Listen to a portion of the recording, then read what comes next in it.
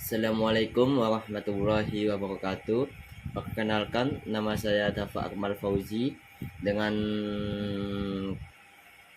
kelas manajemen 2025C dengan NIM 250805743112. Baik, di sini saya akan membahas tentang dampak konflik Iran dan Amerika Serikat terhadap ekonomi dan bisnis internasional dari perspektif negara tertentu.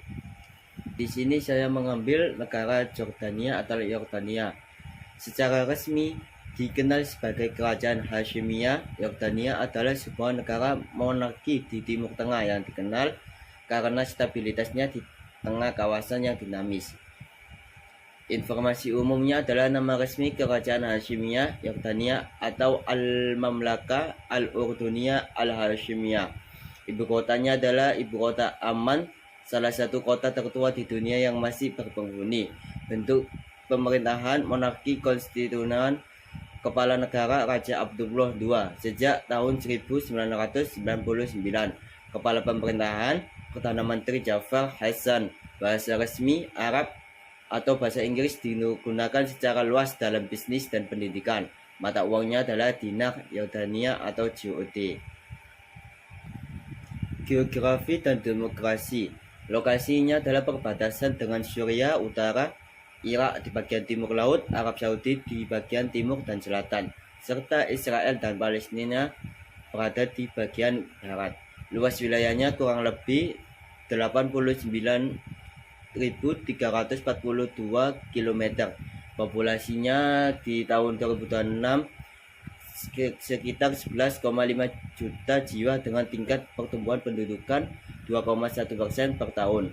Agama mayoritas Muslim Sunni sekitar 95-97% dengan minoritas Kristen sekitar 3%. Kondisi alam didominasi oleh gurun gersang di bagian timur, namun di bagian barat terdapat lembah sungai Yordania yang subur dan laut mati. Titik terendah di permukaan bumi. 4 fakta menarik dari negara Jordania. Yang pertama adalah debut Piala Dunia di tahun 2026 untuk pertama kalinya dalam sejarah. Tim nasional sepak bola Yordania berhasil lolos dan akan bertanding di Piala Dunia FIFA 2026 di Amerika Utara. Yang kedua adalah keturunan Nabi. Keluarga kerajaan Bani Hashim merupakan keturunan langsung dari Nabi Muhammad SAW. Yang ketiga adalah tuan rumah pengungsi. Yordania adalah salah satu negara dengan jumlah pengungsi terbanyak di dunia per kapita, terutama dari Palestina dan Suriah. Yang terakhir adalah akses lautnya. Yordania hanya memiliki garis pantai sepanjang 41 km di Teluk Aqaba yang menjadi satu-satunya akses pelabuhan mereka ke laut lepas. Baik, untuk selanjutnya adalah ekonomi Yordania pada tahun 2026 menunjukkan ketahanan yang signifikan meskipun berada di tantangan geopolitik regional. Berdasarkan laporan terbaru dari IMF dan World Bank, Yordania berhasil mempertahankan dan stabilitas makroekonomi melalui reformasi struktural yang berkelanjutan. Di sini saya sudah merangkum tiga ringkasan kondisi ekonomi Yordania di tahun 2026. Yang pertama adalah indikator ekonomi utama. Pertumbuhan PDB diproyeksikan tumbuh stabil sekitar 2,9% pada tahun 2026. Pertumbuhan ini didorong oleh pemulihan sektor pariwisata, peningkatan ekspor dan aliran remitansi atau kiriman uang dari warga negara di luar negeri yang kuat. Terus yang kedua adalah sektor pendorong pertumbuhan. Ini terdiri dari pariwisata masih menjadi kontributor terbesar bagi devisa negara. Investasi besar-besaran pada infrastruktur di Petra, Aqaba dan proyek ekowisata di Wadi Rum mulai membuahkan hasil. Yang terakhir adalah tantangan strategis. Meskipun stabil, Yordania masih menghadapi beberapa isu krusial, yang dimana tingkat penganggurannya masih cukup tinggi, merupakan di kalangan kaum muda berkisar di angka 21%. Ketergantungan minyak sebagai negara pengimpor minyak, ekonomi Yordania sangat sensitif terhadap fluktuasi harga global. Dalam perdagangan global tahun 2026, Yordania memposisikan diri sebagai hubungan logistik strategis dan eksportir produk bernilai tambah tinggi. Meskipun memiliki defisit perdagangan yang persisten, negara ini menunjukkan pertumbuhan ekspor yang sangat kuat di awal tahun 2026. Yang pertama adalah kinerja ekspor dan impor pada data tahun 2026 pada bulan Januari. Yang kedua adalah komoditas utama dalam rantai pasok global. Yordania memegang peran kunci dalam beberapa sektor industri spesifik. Terus yang ketiga adalah mitra dagang utama dan perjanjian strategis. Yordania memiliki akses ke lebih dari 140 pasar internasional melalui jaringan perjanjian perdagangan bebas atau FTA. Terus yang terakhir adalah peran sebagai hubungan regional. Berkat stabilitas politiknya, Yordania ini dikembangkan sebagai pusat logistik regional. Arab Saudi dan UEA mulai menanamkan investasi besar untuk menjadikan Yordania sebagai gerbang masuk barang ke pasar Syam atau Levant dan Irak guna menghindari gangguan jalur perdagangan di area konflik lainnya. Untuk selanjutnya, ketergantungan energi oil atau gas.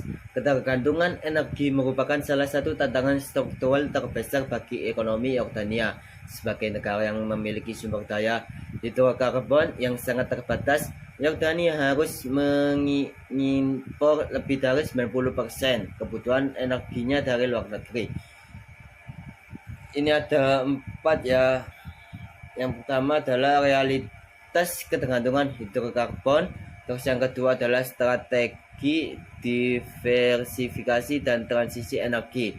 Untuk mengurangi kerentanan ini, pemerintah Yordania menjalankan visi energi jangka panjang pada tahun 2020 sampai 2030 yang kini menunjukkan hasil signifikan di tahun 2026. Terus yang ketiga, hubungan energi dengan negara tetangga. Posisi geopolitik Yordania sangat dipengaruhi oleh kebutuhan energinya, yang dimana Yordania menerima minyak mentah dengan harga diskon dari Irak melalui truk tangki sebagai kompensasi atas peran Yordania sebagai gerbang logistik bagi Irak. Yang kedua adalah Mesir menjadi mitra kunci dalam pertukaran gas alam dan interkoneksi jaringan listrik yang stabil. Baik, untuk selanjutnya adalah hubungan diplomatik negara dengan Iran dan Amerika Serikat. Hubungan diplomatik Yordania dengan Amerika Serikat dan Iran berada dalam posisi yang sangat kontras dan kompleks pada tahun 2026. Sebagai sekutu strategis utama di Amerika Serikat di Timur Tengah, Yordania sering terjepit dalam ketegangan langsung antara Washington dan Teheran. Ini adalah ringkasan dari posisi diplomatik negara Yordania terhadap kedua negara tersebut. Yang pertama adalah hubungan dengan Amerika Serikat. Hubungan ini merupakan pilar utama stabilitas nasional dan keamanan Yordania. Terus yang kedua adalah hubungan dengan Iran. Hubungan dengan Iran dicirikan oleh kecurigaan mendalam dan ancaman keamanan langsung. Terus yang ketiga adalah posisi sulit atau hedging. Meskipun bersekutu dengan Amerika Serikat, Yordania berusaha keras untuk tidak terlihat sebagai pangkalan serangan terhadap negara tetangganya. Terus selanjutnya di sini adalah hubungan negara dengan Iran dan Amerika di bagian hubungan perdagangan. Secara ekonomi, posisi perdagangan Yordania terhadap Amerika Serikat dan Iran mencerminkan ketergantungan yang kontras. Satu sisi adalah mitra pertumbuhan utama, sementara sisi lainnya hampir tidak memiliki dampak ekonomi langsung namun memberikan risiko eksternal yang besar. Yang pertama adalah Amerika Serikat, mitra dagang terbesar. Hubungan dagang dengan Amerika Serikat adalah nadi bagi ekspor Yordania, meskipun saat ini sedang menghadapi tantangan kebijakan proteksionisme. Yang kedua adalah Iran, hubungan dagang yang sangat terbatas. Berbeda dengan Amerika Serikat, Iran bukanlah mitra dagang signifikan bagi Yordania karena hambatan politik dan sanksi internasional. Baik, ini adalah tabel ya, lebih tepatnya ringkasan dari perbandingan strategisnya Amerika dan Iran. Bisa dilihat. Aliansi geopolitik Yordania pada tahun 2026 merupakan cerminan dari strategi survival dan stability. Terletak di titik temu antara Israel, Palestina, Syria, Irak, dan Arab Saudi, Yordania memposisikan diri sebagai pulau stabilitas dan mediator yang sangat dibutuhkan oleh kekuatan barat maupun regional. Yang pertama adalah poros keamanan barat bagi Amerika Serikat dan Inggris. Ini adalah aliansi yang paling krusial bagi kelangsungan monarki Hashimiyah. Yang kedua adalah aliansi regional. The New Levant atau Mesir dan Irak. Yordania memimpin integrasi ekonomi dan politik negara dengan Mesir dan Irak untuk menciptakan blok alternatif di luar dominasi negara-negara Teluk atau GCC. Terus yang ketiga adalah hubungan pragmatis dan tegang Israel dan Palestina. Posisi Yordania sangat unik dan sulit dalam isu ini. Terus yang terakhir adalah front utara dan timur ancaman proksi. Yordania berada di dalam posisi defensif terhadap pengaruh Iran di perbatasan Suriah dan Irak. Terus selanjutnya dampak konflik terhadap ekonomi Jordania. Konflik regional yang ekskalatif pada tahun 2006, terutama ketegangan antara Iran dan Amerika Serikat dan Israel, telah memberikan guncangan signifikan terhadap struktur ekonomi Jordania sebagai negara yang sangat bergantung pada stabilitas kawasan untuk pariwisata dan jalur logistik. Dampaknya terasa secara langsung pada beberapa sektor kunci. Yang utama adalah sektor pariwisata, yang dimana pariwisata merupakan tulang punggung ekonomi Jordania atau menyumbang sekitar 13-15% PDB, adalah sektor yang paling terpukul. Ini menurun tajam ya. Terus yang kedua adalah logistik dan perdagangan, lonjakan biaya. Meskipun pelabuhan Aqaba tetap beroperasi, resiko keamanan di perairan sekitar dan Selat Hormuz berdampak pada biaya perdagangan global Jordania. Terus yang ketiga adalah energi dan pangan. Jordania sangat sensitif terhadap fluktuasi harga komoditas global yang dipicu oleh konflik. Terus terakhir adalah ketahanan ekonomi dan proyeksi. Meskipun menghadapi guncangan, indikator makroekonomi Jordania menunjukkan ketahanan tertentu.